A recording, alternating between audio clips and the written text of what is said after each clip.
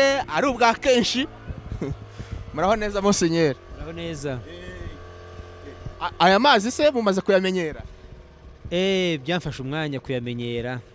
Jewe sinavukiye ahantu hari amazi.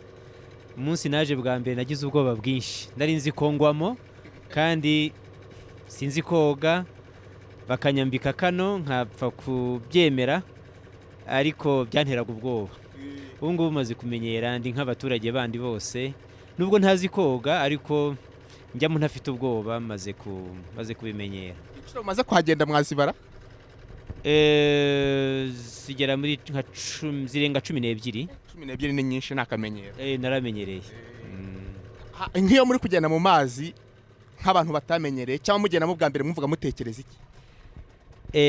Kwari kugenda mu by'ukuri mu cyizere, nkabona abandi bakantinyura, abo tujyana nk'abapadiri twajyanaga nabonaga badafite ubwoba, nanjye nkihata kutagira ubwoba.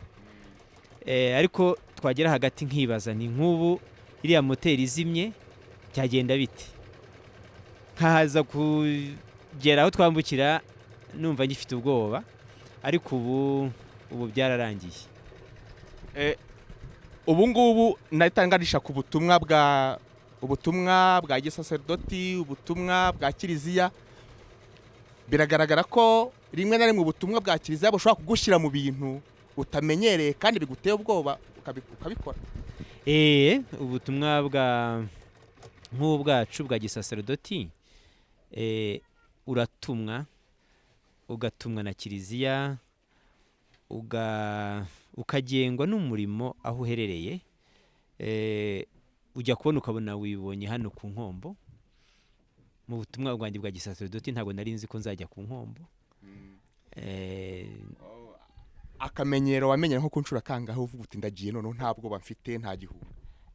Byabanje kungora nk'inshuro 5 za mbere. Nakiragezaga nyine kutsinda ubwoba kugira ngo batabona ko mfite ubwoba, ariko nabaga mbufite.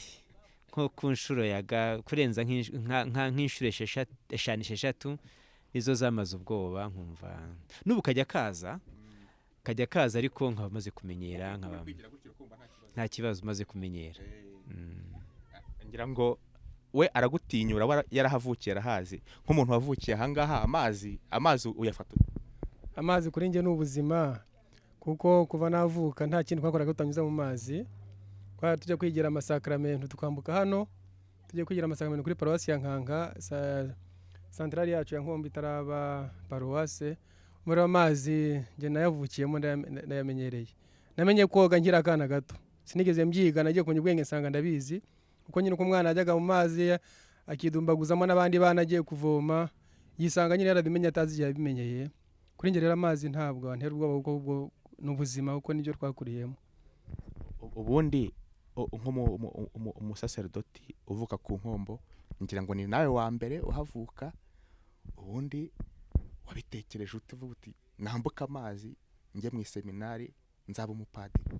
Umuhamagaro wanjye byo ngiye kureba nabona nyine ushingiye kuri ubuzima bugoye, kuko rero twabonaga abapadiri bambuka.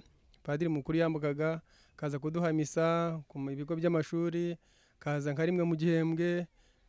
Kuri njye rero naho natangiye mbona ko burya abapadiri ari bakeya, numva rero nigizemo inyota yo kugira ngo njye gufasha umupadiri. Nabonaga ahora yambuka buri gihe. Ubu rero ndashimira Imana yuko byatanze umusaruro, kuko natwe ku Nkombo dufite paruwasi, dufite abapadiri bahakorera ubutumwa. Ibintu rero byagenze neza kurushaho, nyagasani n'isengesho ryacu. Reka dukomeze ubutumwa, ariko rwose ngira ngo twaza kuza kugirana ikiganiro kirekire, tukaza gukomeza kubabwira ku bijyanye na Nkombo n'amazi n'ibindi.